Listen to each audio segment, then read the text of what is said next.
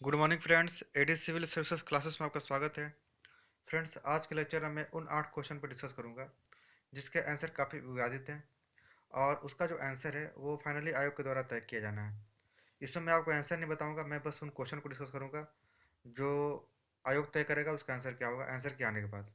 ठीक है फ्रेंड्स, तो चलिए स्टार्ट करते हैं। तो मेरा सीरीज डी है, मैं क्वेश्चन डिस्कस करूंगा, आप उसके अकॉर्डिंग देख लीजिएगा। तो सबसे पहले क्वेश्चन नंबर 2 देखते हैं। इसमें है कि किस मुगल शासक ने चित्रकारी के लिए कारखाने बनवाए। फ्रेंड्स, अगर ये पूछता कि सबसे पहले किसने कारखाने बनाया तो इसका निश्चित रूप से अकबर होता। लेकिन सिर्फ पूछ रहा है कारखाने बनवाए, तो कारखाने जहांगीर नहीं बनवाए थे। अकारिजा के नेतृत्व में उन्होंने आगरा में चित्रशाला की स्थापना की थी और अकबर ने शुरुआत में चित्रशाला की स्थापना की थी। तब देखना है कि आगे उसे क्या मानता है, या बी मान ले या सी मान ले या हो सकता है ई मान ले। तो उन्होंने बनवाया था इसलिए ई भी मान ले। तो अब देखना है फाइनली इसका आंसर क्या होता है। इसके बाद क्वेश्चन नंबर 23।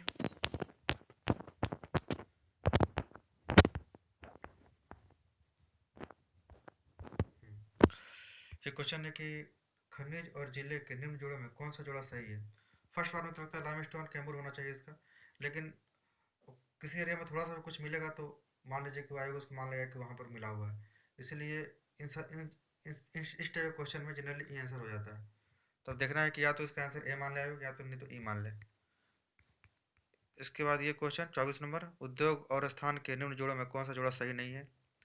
तो पहली बार में तो एकदम क्लियर लग रहा है कि रेल डिब्बा और अभ्यांगत्री भागलपुर ये सही नहीं है, डी होना चाहिए इसका। मैक्सिमम लोगों ने डी मारा है इसका। लेकिन ये भी देखा जा रहा है कि फर्टिलाइजर भरोई में भी नहीं पाया जाता है। तो अब देखना ये है कि या तो इसका आंसर डी मान ले या इसको लेकर ई मान ले आयोग। अब फाइनल आंसर के आने के बाद पता चलेगा कि उसका आंसर क्या मानता है वो।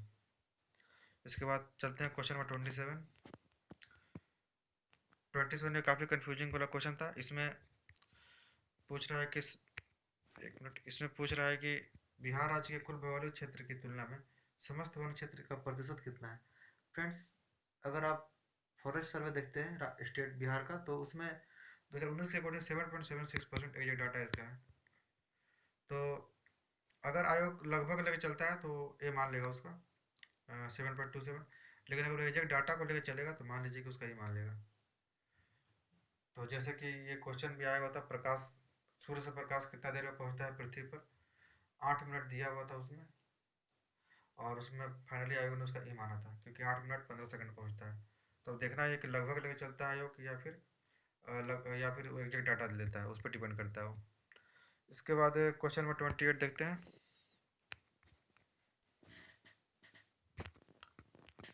28 क्वेश्चन हो गया। अब हम लोग देखते हैं 37। भौगोलिक क्षेत्र की दृष्टि से भारत के निम्न जिलों में से कौन जिला सबसे बड़ा है। कोई किसी बुक में देखेगा तो आपको कक्ष मिलेगा 45,600 समथिंग है और लेह का है 45,100 समथिंग। लेकिन अब देखना यह है कि अगर पीओके और अक्साई चिन्ह को भी शामिल किया जाता है अगर भारत का ऑफिशियल डाटा में, तो मान लीजिए कि ले हो जाएगा इसका, क्योंकि अकेले अक्साई चिन्ह का 38,000 वर्ग किलोमीटर एरिया है। तो अगर उसको मान लो और पीओके वाला क्षेत्र मान लो तो अब निश्चित रूप से ले हो जाएगा। ठीक है, तो अब देखना है कि आयोग उसका क्या लेता है। इसके बाद 66 नंबर क्वेश्चन देखते हैं हम लोग। 66 नंबर में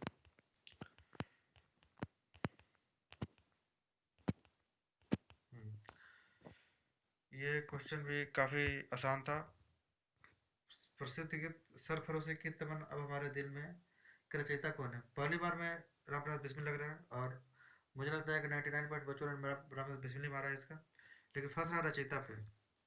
अगर नॉर्मल रूप से लेकर तो रामप्रसाद बिस्मिल हो जाएगा, लेकिन अगर मान रहा है कि रचयिता कौन है स्पेशली, तो इसका बिस्मिल अजीमाबाद आ रहा है जो कि पटना से जुड़े हुए थे। तो अब देखना ही है कि आगे किसको क्या मानता है। कहीं कहीं आता है कि उसका रचयिता थे, कहीं कहीं ये भी आता है कि नहीं उन्होंने प्रूफ रीडिंग किया था।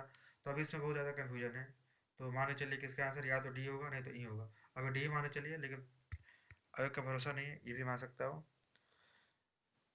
इसके बाद जो नेक्स्ट क्वेश्चन है, मिनट,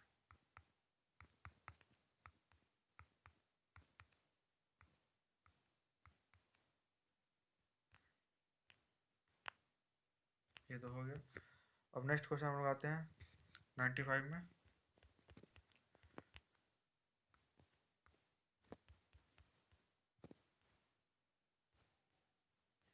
ये क्वेश्चन आप पेट्रोल तथा डीजल के अधूरे जलने से उत्पन्न होती है। फ्रेंड्स, ये निश्चित रूप से अधूरे जलने पर कार्बन मोनोऑक्साइड उत्पन्न होती है, लेकिन आयोग इसका ये भी मान सकता है। अगर थोड़ी बहुत मात्रा में नाइट्रिक ऑक्साइड और नाइट्रोजन डाइऑक्साइड उत्पन्न होगी तो उसका ई मान सकता है।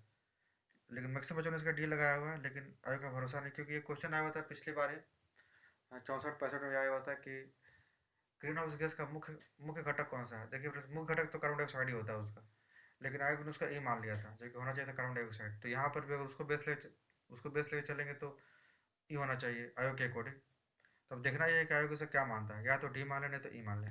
ठीक है फ्रेंड्स, तो ये मेरे अकॉर्डिंग 8 क्वेश्चन थे, जहाँ पर फाइनली आयोग को तय करना है कि उसका आंसर क्या होगा। आप लोगों ने जो भी लगाया है, आयोग जो भी आंसर दे, तो आप लोगों को बस अपना एक सोर्स तैयार करना है कि उसका आंसर क्या होगा। गवर्नमेंट सोर्स तैयार कीजिएगा, क्योंकि जो आयोग आंसर जारी करेगा 7 तारीख को, या फिर 1 हफ्ता के अंदर जो भी जारी करेगा, वहाँ पर वो जो आंसर देगा उसमें संशोधन करने की संभावना रहेगी। अगर आप ऑथेंटिक सोर्स के साथ देते हैं आयोग को, तो जो फाइनल आंसर की जारी होगा वहाँ पर मान चलिए कि संशोधन होगा। हर साल होता है। 64 में 8 क्वेश्चन हुआ था, 65वीं में भी लगभग 6-7 क्वेश्चन आयोग ने चेंज किया था। तो बस आपको अपना सोर्स ऑथेंटिक होना चाहिए। ठीक है फ्रेंड्स, तो आयोग के आंसर का वेट कीजिए और देखिए आयोग आंसर क्या ले रहा है। अगर आपको लगता है कि नहीं आयोग का आंसर गलत है, तो अपना सोर्स को तैयार रखिए और उसको आयोग को भेज दीजिए। उसमें चेंज हो जाता है और फाइनल जो कट ऑफ निकलता है उसी अकॉर्डिंग निकलता है। ठीक है फ्रेंड्स, तो आज के लेक्चर में इतना ही फ्रेंड्स। मिलते हैं अपने अगले लेक्चर में, तब तक के लिए धन्यवाद।